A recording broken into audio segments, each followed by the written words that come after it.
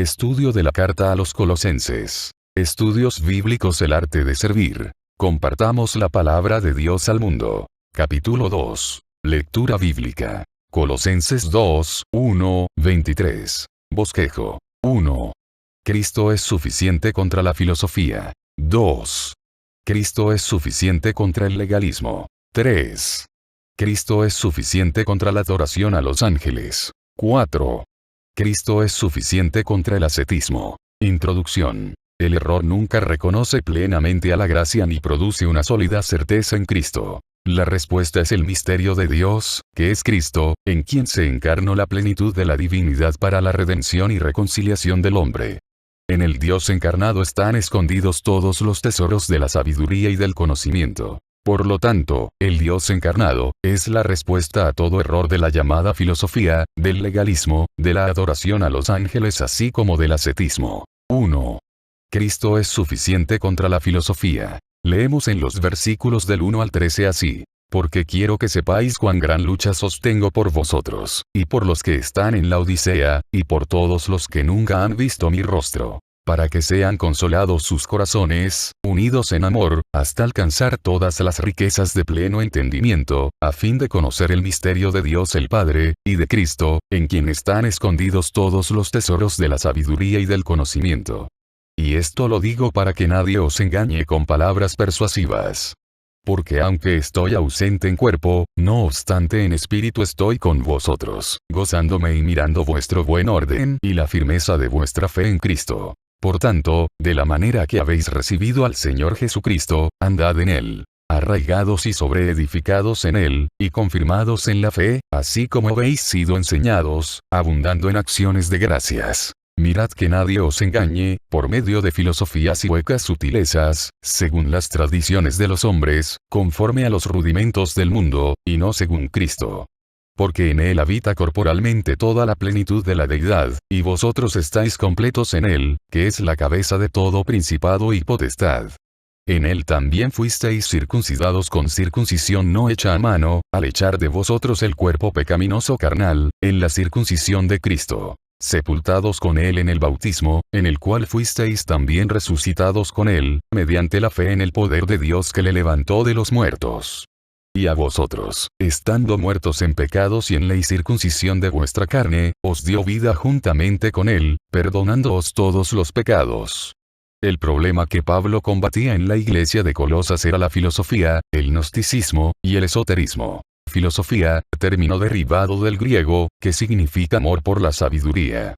Esta definición clásica convierte a la filosofía en una tensión que nunca concluye, en una búsqueda sin término del verdadero conocimiento de la realidad. Por lo tanto, es cualquier sistema de pensamiento religioso, que no coloca a la persona y a la obra de Cristo en el centro de la escena. Esoterismo, conocimientos cerrados y ocultos para la mayoría de las personas, pero accesibles para los ya iniciados. En un sentido más estricto, es el conjunto de enseñanzas, doctrinas o técnicas simbólicas destinadas a unos cuantos iniciados que deben buscar lo que hay más allá de lo externo, es decir, lo interno, lo que permanece oculto. Aún en los días de Pablo, estas ideas fueron atractivas para muchos, y la exposición de tales enseñanzas podía seducir a una iglesia que no conocían bien la doctrina de Cristo. Enseñanzas similares aún son un problema. El antídoto para las ideas heréticas es un conocimiento concienzudo de la palabra de Dios mediante el estudio personal y la enseñanza sana de la Biblia. Debemos de reconocer que la lucha contra el error es una lucha intensa, debido a la oposición demoníaca dirigida contra la verdad de Dios. Por lo cual, entendemos que el remedio contra las falsas religiones, sea la filosofía, el gnosticismo o esoterismo, tiene como eje a Cristo, y comprende la adhesión a la verdad de su plena deidad y humanidad, San Juan 1, 14 y Colosenses 1, 19. El reconocimiento que la vida espiritual del creyente debe de ser una vida plena en unión con Él, San Juan 15, 1, 5. El reconocimiento de la autoridad de Cristo como cabeza del cuerpo, la Iglesia, y su autoridad sobre todos los seres creados. Efesios 1, 20, 23. También debemos de reconocer que la unión con Cristo, coloca al creyente en una nueva posición, y esa posición es la verdadera circuncisión espiritual que hace que el creyente esté capacitado para vivir una vida de victoria sobre el pecado. 2. Cristo es suficiente contra el legalismo. En los versículos del 14, 17, leemos así: anulando el acta de los decretos que había contra nosotros, que nos era contraria, quitándola de en medio y clavándola en la cruz, y despojando a los principados y a las potestades, los exhibió públicamente, triunfando sobre ellos en la cruz. Por tanto, nadie os juzgue en comida o en bebida, o en cuanto a días de fiesta, luna nueva o días de reposo, todo lo cual es sombra de lo que ha de venir. Pero el cuerpo es de Cristo.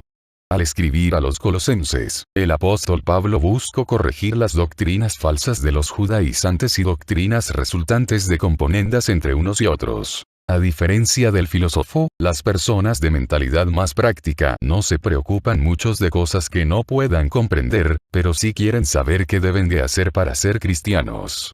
Ven algunos mandamientos, o lo que a ellos les parecen ser mandamientos claros, y los obedecen. Y para ellos, estos mandamientos son lo céntrico y Cristo mismo, es solamente una especie de sombra allá en el fondo. Hechos 15, 1. Surge entonces la pregunta: ¿quiénes son legalistas? Son aquellas personas que apoyan su salvación en ellos mismos y no en Dios. Debemos de recordar lo escrito por Pablo a los de Efeso. Efesios 2, 8, 9. Por supuesto que debemos de creer correctamente todas las doctrinas, y obedecer los mandamientos. Pero si en nuestra manera de pensar ponemos demasiado énfasis en lo que creemos o lo que somos, no nos acercamos peligrosamente a hacer descansar nuestra salvación en nosotros mismos. Cristo, y no una doctrina o un mandamiento, es nuestro Salvador. Él es la base de nuestra esperanza, y no nosotros mismos.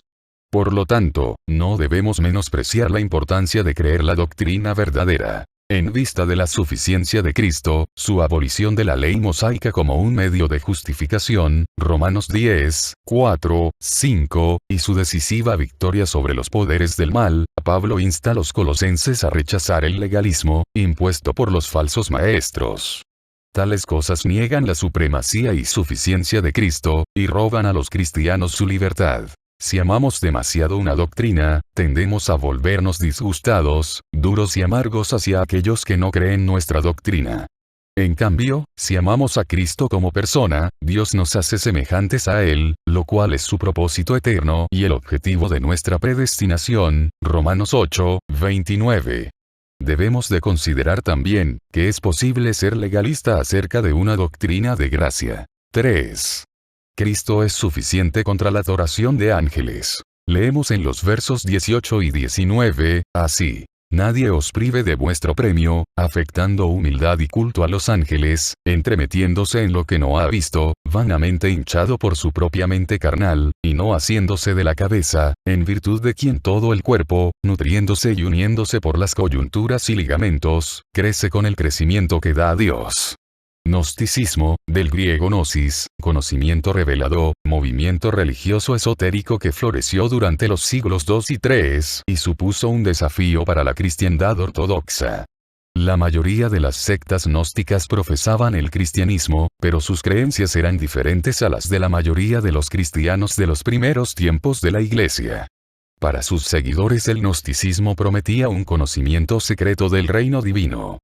Chispas o semillas del ser divino cayeron desde este reino trascendental hasta el universo material, que es malo en su totalidad, y fueron encarceladas en los cuerpos humanos.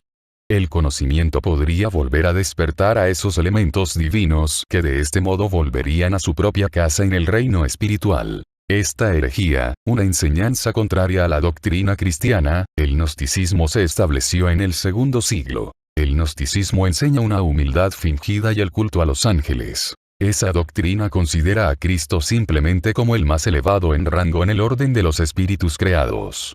Y como eso, atenta contra el Dios encarnado y su obra, pues invita a venerar a los ángeles. Pablo advierte contra esos errores y señala a los falsos maestros como intrusos audaces, que se entrometen en temas de los cuales son ignorantes. Los falsos maestros proclamaban que Dios estaba demasiado lejos y que podrían acercarse solo a través de varios niveles de ángeles. Enseñaban que el pueblo tenía que adorar a los ángeles progresivamente hasta alcanzar a Dios. Esto no es bíblico. La Biblia enseña que los ángeles son siervos de Dios y está prohibido adorarlos. Éxodo 20, 3, 4. Apocalipsis 22, 8, 9.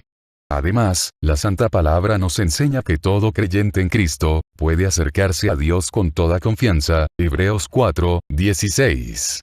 Debemos de estar ciertos que el sacrificio de Cristo nos abrió la entrada hasta el mismo trono de Dios. Hebreos 10, 19, 23. Y además, no necesitamos más mediadores que Cristo mismo, 1 de Timoteo 2, 5, 6, lo cual nos libera de la tradición religiosa romana, que enseña la necesaria mediación de María. 4. Cristo es suficiente contra el ascetismo. Al terminar el capítulo 2, leemos en los versos del 20 al 23, así. Pues si habéis muerto con Cristo en cuanto a los rudimentos del mundo, ¿por qué, como si vivieseis en el mundo, os sometéis a preceptos tales como: no manejes, ni gustes, ni aun toques, en conformidad a mandamientos y doctrinas de hombres, cosas que todas se destruyen con el uso?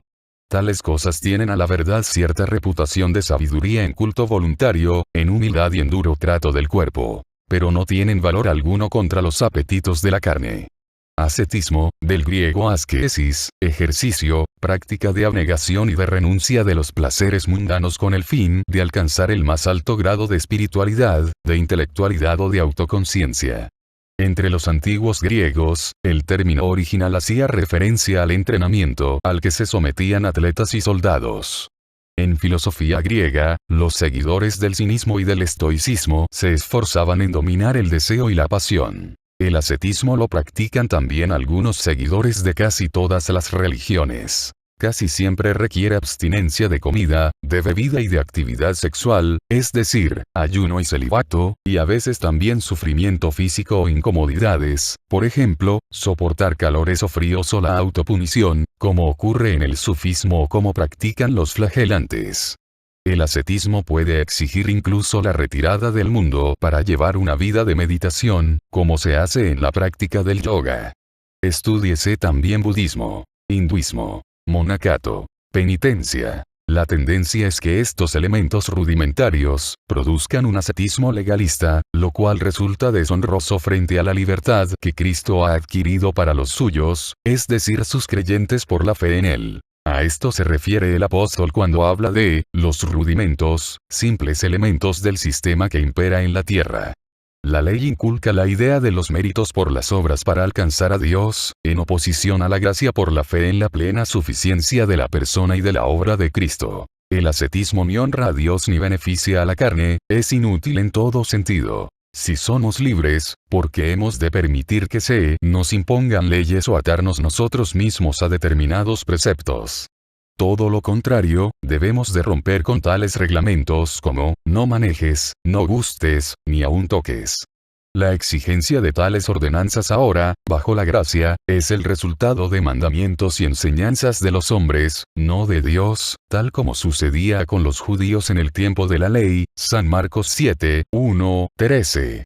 Se reducen a un simple culto voluntario, no a una comunión con Dios dirigida por el Espíritu Santo, a una falsa humildad y no a una verdadera sumisión a la gracia de Dios en Cristo. Para concluir, debemos de reconocer que la gracia humilla al hombre y ensalza a Dios. Parte 3 en el video siguiente. Suscríbete y comparte este material.